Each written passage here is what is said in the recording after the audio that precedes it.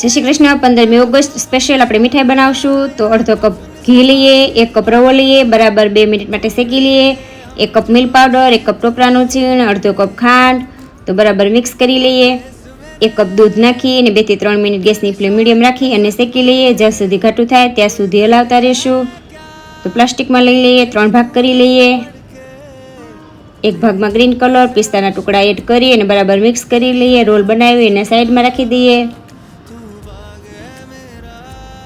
બીજા ભાગમાં કેસરી કલર, બદામના ટુકડા એડ કરી બરાબર મિક્સ કરી લઈએ. તો રોલ બનાવીને સાઈડમાં રાખીએ. વધેલા ભાગમાં કાજુના ટુકડા એડ કરીને આ રીતના રોલ બનાવી લઈએ. તો પ્લાસ્ટિકમાં પેક કરીને ફ્રીજમાં રાખી દઈએ અડધો કલાક માટે.